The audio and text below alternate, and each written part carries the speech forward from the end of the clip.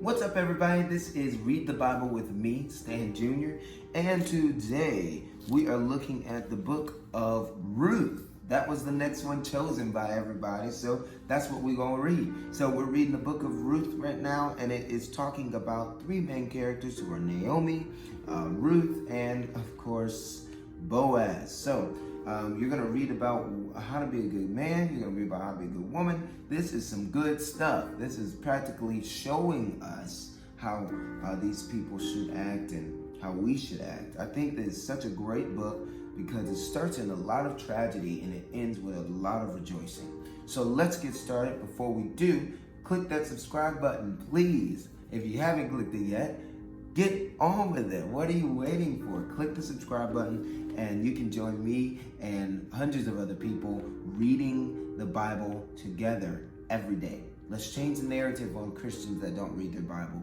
Me and you, we read it every day. So you can do that. Also, you can click that little notification bell.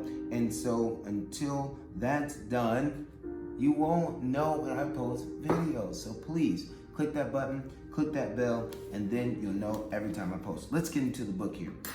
So, chapter 1, verse 1.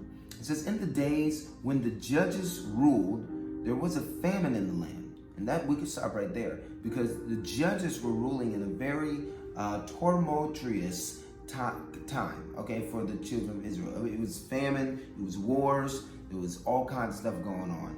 And so God appointed judges, the people appointed judges, and they chose people to judge the land, to be people not like a king, but an authority figure in the land.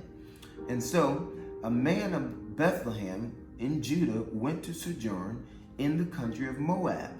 So he left Bethlehem to go to Moab, which was an enemy country of theirs. They weren't kind to each other. He and his wife and his two sons, the name of the men were Elimelech, and the name of his wife was Naomi. And the names of his two sons were Mahalan and Chilion. And so they were Ephrathites from Bethlehem in Judah. They went into the country of Moab and remained there. But Elimelech, the husband of Naomi, he died. And she was left with her two sons.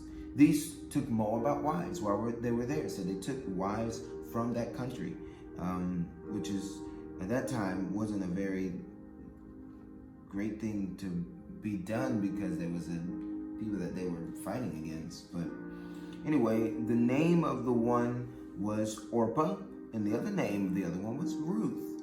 They lived there about 10 years, and both Mahalan and Chilion died, so that the woman was left without her two sons and her husband. Then she arose with her daughters-in-law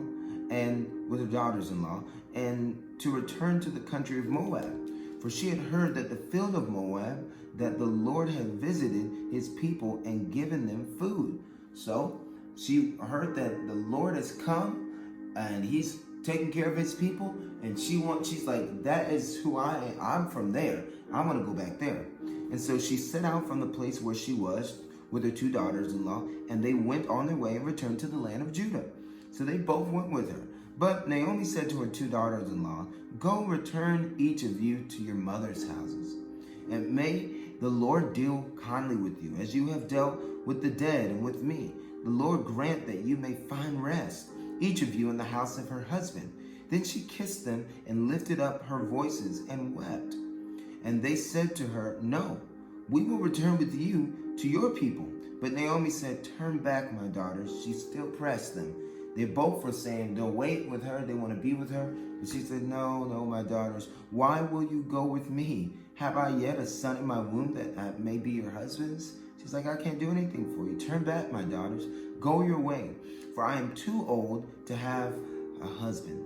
And if I should say I have hope, even if I should have a husband that night and should bear this night and should bear sons, would you therefore wait until they were grown? Would you therefore refrain from marrying? No, my daughters, for it is exceedingly bitter to me for your sake that the hand of the Lord has gone out against me. Then they lifted up their voices and wept again.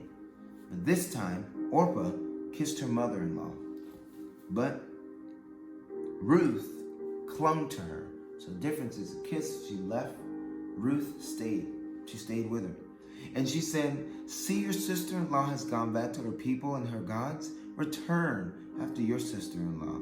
But Ruth said, do not urge me to leave you or to return from following you. And this is a great statement Ruth is about to say. It's monumental.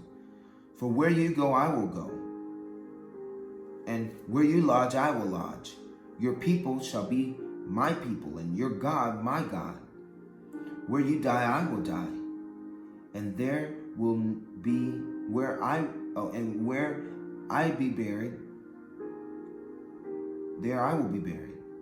May the Lord do so to me, and more also, if anything but death parts from you. And when Naomi saw that she was determined to go with her, she said no more. So the two of them went on until they came to Bethlehem. And when they came to Bethlehem, the whole town was stirred because of them. And the woman said, is this Naomi? She said to them, do not call me Naomi. Call me Mara, for the Almighty has dealt very bitterly with me. I went away full, and the Lord has brought me back empty.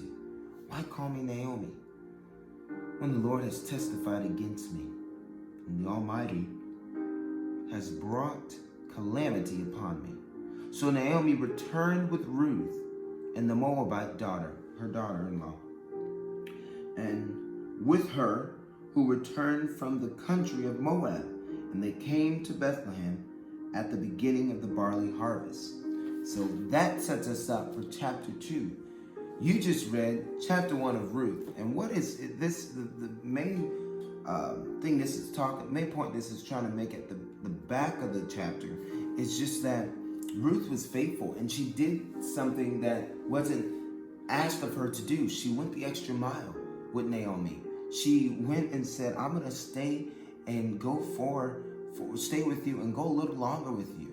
I think that's a quality that we should all have, is that when we commit to do something, that we stay in the long haul for it. We don't just give up. We don't give up on the person, because God hasn't given up on the person. Stay with people. Stay in there with people. Be someone that someone can count on. Don't be flaky. Be a person that people can count on. And that's who Ruth was. She was someone that Naomi could count on. And God's going to honor that in her. God honors our faithfulness. He honors our long suffering. He honors our patience. Ruth had to have patience. She put her life on hold. And the Lord will repay anyone that gives up anything for his kingdom. That's just another point. But she was willing to wait. Be willing to wait on the Lord. And so, with that being said, you just read chapter 1 of the book of Ruth. Next time you see me, we'll be reading chapter 2 of Ruth. God bless you. Peace.